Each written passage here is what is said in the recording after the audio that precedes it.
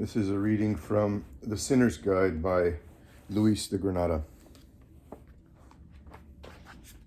Chapter 16, The Peace of a Good Conscience. God, who gives his creatures all that is necessary for their perfection, has planted the seed of virtue in the soul of man and has endowed him with a natural inclination for good and an instinctive hatred of evil. This inclination may be weakened and perverted by a habit of vice, but it can never be totally destroyed.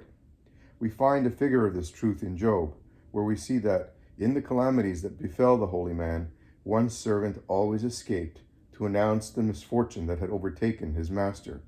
So the faithful servant, conscience, always remains with the sinner in the midst of his disorders, to show him what he has lost and the state to which his sins have reduced him. This is still another striking proof of that providence we have been considering, and of the value God attaches to virtue. He has placed in the center of our souls a guardian that never sleeps, a monitor that is never silent, a master that never ceases to guide and sustain us. Epictetus, the Stoic philosopher, was deeply impressed with this truth when he said that as fathers are wont to entrust their children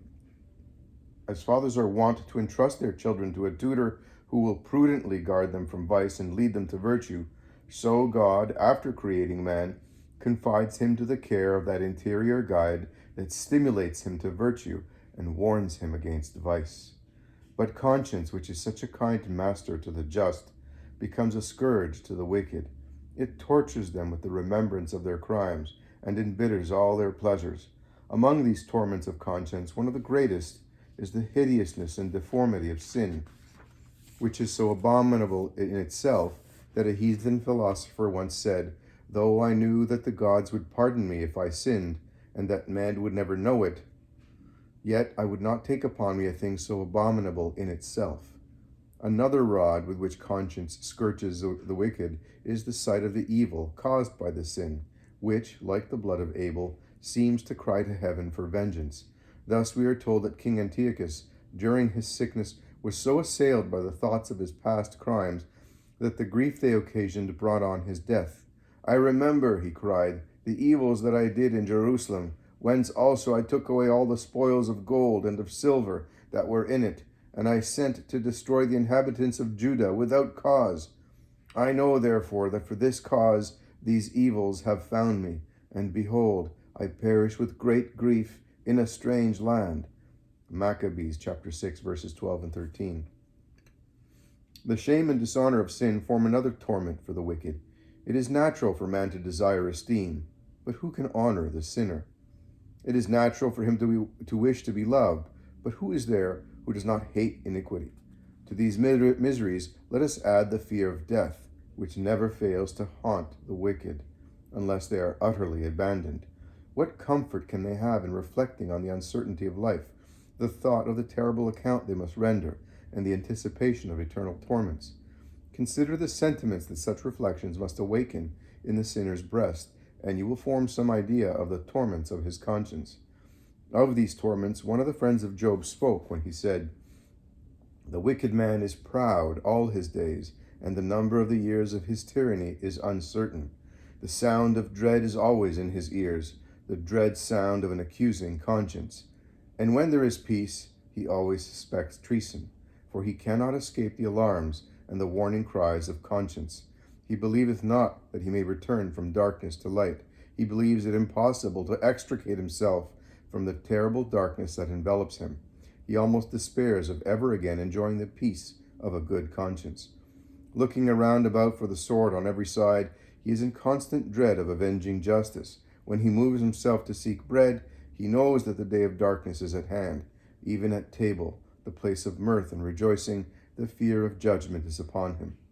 Tribulation shall terrify him, and distress shall surround him, as a king that is prepared for the battle.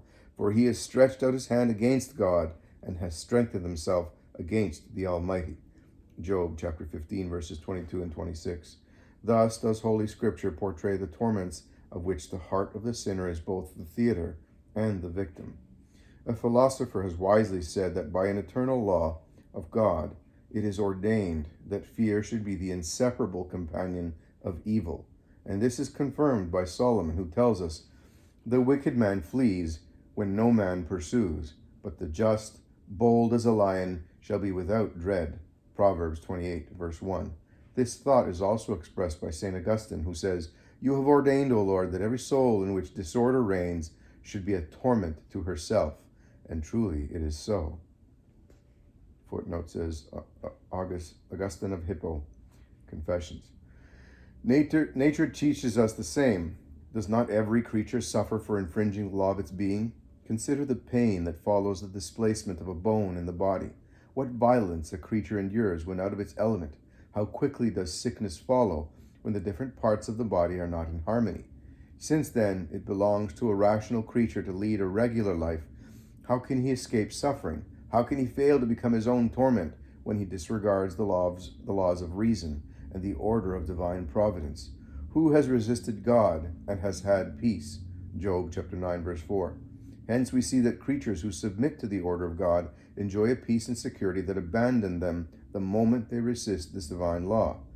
Man in his innocence was absolute master of himself, but after his disobedience, he lost his peaceful empire and began to experience remorse and an interior warfare against himself.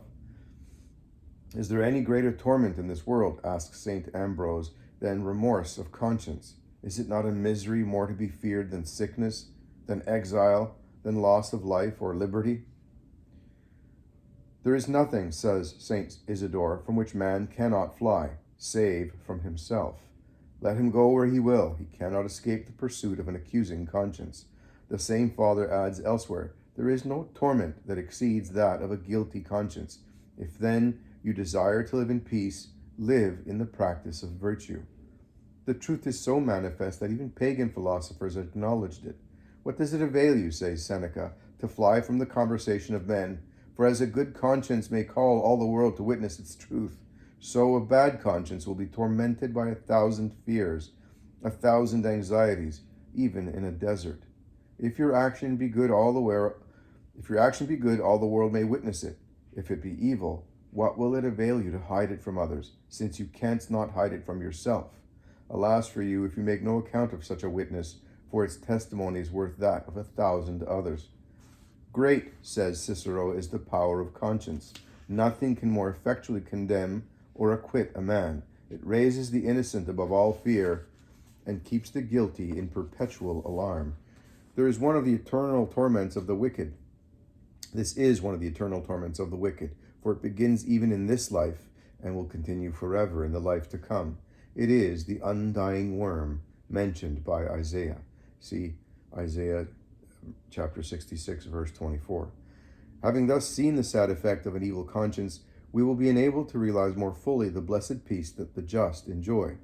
Virtue shelters them from the remorse and suffering that have been described as the lot of the wicked. The consolations and sweet fruits of the Holy Ghost fill them with joy and transform the soul into a terrestrial paradise where he is pleased to take up his abode. The joy of a good conscience, says St. Augustine, makes the soul a true paradise. And elsewhere he says, "Be assured, you who seek that true peace promised to a future life, that you may here enjoy it by anticipation, if you will but love and keep the commandments of him who promises this reward. For you will soon find by experience that the fruits of justice are sweeter than those of iniquity. You will learn that the joys of virtue, even in the midst of trials and misfortunes, far exceed all the delights of pleasure and prosperity accompanied by the remorse of a bad conscience. Sin, as we have said, finds in its baseness and enormity its own punishment. So virtue finds in its beauty and worth its own reward. David teaches us this truth. The judgments of the Lord, that is, his holy commandments, are true, justified in themselves, more to be desired than gold and precious stones, and sweeter than honey and the honeycomb. Psalm 18, verses 10 to 11. This was his own experience, for he says, "I have been delighted in the way of your testimonies, as in all riches." Psalm 118, verse 14. The chief cause of this joy is the dignity and beauty of virtue, which, as Plato declares, is incomparably fair and lovely. Finally, so great are the advantages of a good conscience that, according to St. Ambrose, they constitute in this life the happiness of the just. The ancient philosophers, as we have seen, though deprived of the light of faith, knew the torments of a guilty conscience, nor were they ignorant of the joy of a good conscience, as we learn from Cicero, who in his Tusculan Questions says, "A life spent in noble and honorable deeds brings such consolations with it that just men are either insensible to the trials of life or feel them very little." The same author adds elsewhere that virtue has no more brilliant, no more honorable theatre than that in which the applause of conscience is heard. Socrates, being asked who could live free from passion, answered, "He who lives virtuously." And Bias, another celebrated philosopher, gave almost the same reply to a similar question. Who, he was asked, can live without fear? "He who has the testimony of a good conscience," he replied. Seneca, in one of his epistles, wrote, "A wise man is always cheerful, and his cheerfulness comes from a good conscience." If pagan philosophers, knowing nothing of future rewards, so justly esteem the peace of a good conscience, how dearly should a Christian prize it? This testimony of a good conscience does not, however, exclude that salutary fear with which we must work out our salvation. But such a fear, so far from discouraging us, inspires us with marvelous courage in the fulfillment of our duties. We feel in the depths of our heart that our confidence is better founded when moderated by this holy fear, without which it would be only a false security and a vain presumption. It was of this benefit that the apostle spoke when he said, "Our glory is this, the testimony of our conscience, that in simplicity of heart and sincerity of God, and not in carnal wisdom, but in the grace of God, we have conversed in this world." 2 Corinthians chapter 1, verse 12. We have endeavored to explain this benefit of virtue, but, despite all that could be said, there is nothing save experience that can give us a keen realization of it.